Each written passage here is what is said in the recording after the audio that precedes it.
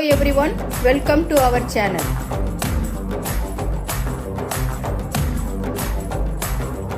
பிற மொழி சொற்கள் கலப்பதற்குரிய காரணங்கள் இரண்டினை எழுதுக. ஆட்சி மொழியாவது, சமயம் சார்ந்து வருவது. சமஸ்கிருத கல்வி தமிழகத்தில் விளங்க தொடங்கிய காலம் எது? கிபி 7ஆம் நூற்றாண்டு. புத்தமித்திரர் சமஸ்கிருத இலக்கணம் தழுவி தமிழ் இலக்கணம் அமைத்தார் என்பதற்கு சான்று தருக.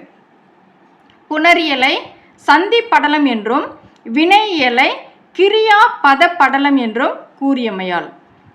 தற்சமம் விளக்குக. வடமொழிக்கும் தமிழுக்கும் பொதுவான எழுத்துக்களால் வழங்கும் சொல்லை அப்படியே ஆள்வது. தற்பவம் விளக்குக.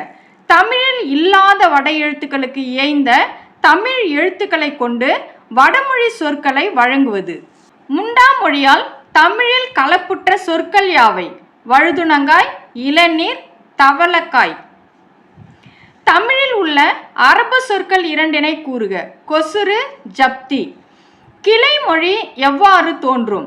சிறு சிறு குழுவாக வாழ்வதாலும் தொழிலாலும் இடத்தாலும் கிளைமொழிகள் தோன்றும். கிளைமொழி ஆய்வால் விளையும் பயன்கள் யாவை?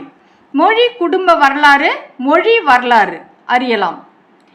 தொழில் பேச்சு வழக்கு விளக்குக. செய்கின்ற தொழிலால் பேச்சு வழக்கு மாறும். அப்பேச்சு வழக்கினை தொழில் பேச்சு வழக்கு என்பர். கிளைமொழி வகைகள் யாவை? வடக்கு கிளைமொழி, மத்திய கிளைமொழி, மேற்கு கிளைமொழி, தெற்கு கிளைமொழி. ரகர கிளைமொழி என்பது எது? மத்திய கிளைமொழி. யகர கிளைமொழி எது? வடக்கு கிளைமொழி. லகர கிளைமொழி எது? மேற்கு கிளைமொழி. ரகர கிளைமொழி எது? தெற்கு கிளைமொழி. சமூக கிளைமொழி விளக்குக. ஒரு ஜாதியின் கிளைமொழி சிறப்பு கூறுகளை கொண்டது. அன்புடன் சிவா. தேங்க்யூ.